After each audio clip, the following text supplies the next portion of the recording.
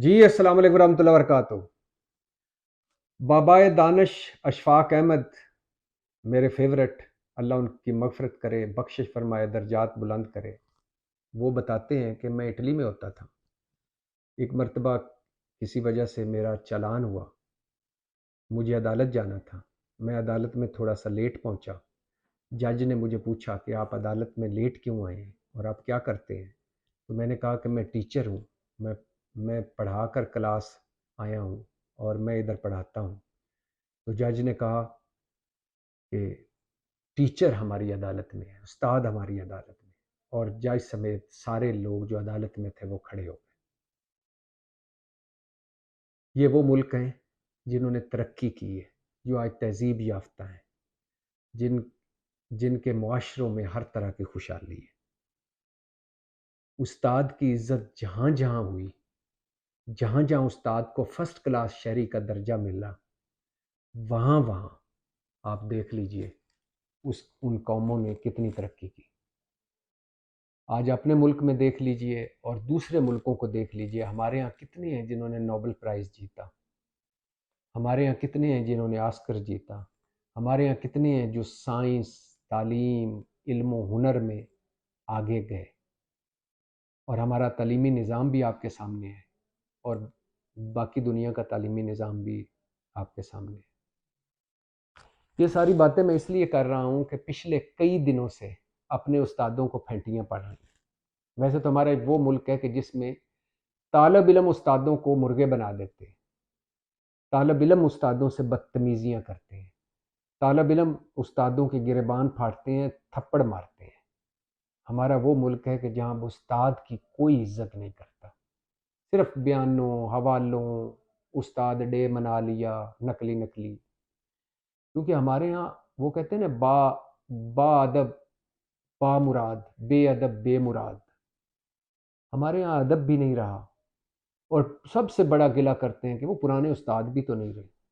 भाई पुराने उस्ताद नहीं रहे, वो उस्ताद नहीं रहे तो वो तालिब इल्म भी तो नहीं रहे। तो आज उस्ताद के जो हाल है पाकिस्तान में, उसकी एक ताज़ा मिसाल है असातिज़ा का एहतजाज और उस पर हुकूमती रद्द-ए-अमल।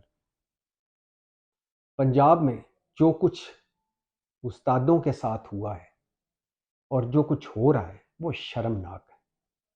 अफसोसनाक छोटा लफ्ज़ है, शर्मनाक भी छोटा लफ्ज़ है। उनके मुतालबात को आप छोड़िए कि उनका मुतालबा था कि स्कूलों को प्राइवेटाइज ना करें या पेंशन रूल्स तब्दील ना करें या इन कैश लीव जो वाला मसला है वो उस पे उनको तहफ़्फ़ुज़ात थे, ये छोड़ दीजिए। वो मुतालबे अगर वक्ती तौर पे ये भी मान लेते हैं कि हुकूमत ठीक कर रही है और उस्ताद जो हैं वो ठीक नहीं कर रहे, लेकिन इसका क्या ये है कि पहले उनको सड़कों पर लिटाकर मारा जाए, उन पर को फेंटियाँ लगाई जाएँ, फिर उनको जेलों हवालातों में ठूंसा जाए और फिर जब जज उनको कहें कि आपने इनको पकड़ा है, इन पर दहशत गर्दी की दफ़ात लगाई हैं, संगीन दफ़ात लगाई हैं, तो क्या बरामद किया, तो कहें कारपेट और टेंट। ये उस्तादों की आप इज़्ज़त कर रहे हैं, ये आप उस्तादों का हाल कर रहे हैं। आप उस्तादों के साथ बैठ नहीं सकते, उनको अपने साथ बिठा नहीं सकते, उनके साथ काउंसलिंग नहीं कर सकते।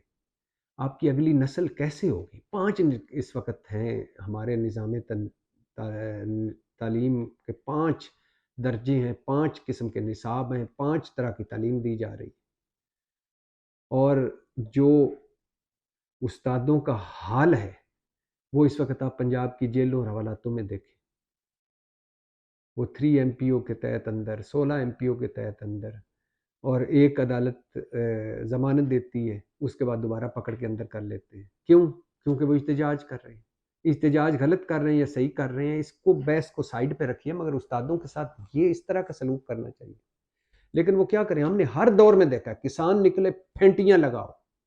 हमारा मुल्क ज़री मुल्क है, इसलिए तो आज फेंटियाँ महंगाई, बेरोज़गारी, गुर्बत की फेंटियाँ किसानों को लगीं, सड़कों पे फेंटियाँ लगीं, उनको नज़रअंदाज किया गया, ज़मीनों पर हाउसिंग सोसाइटीज़ खड़ी की, सरिये और बिजली के पहाड़ बना दिया ज़मीन को, ज़रख़ेज़ ज़मीनों को।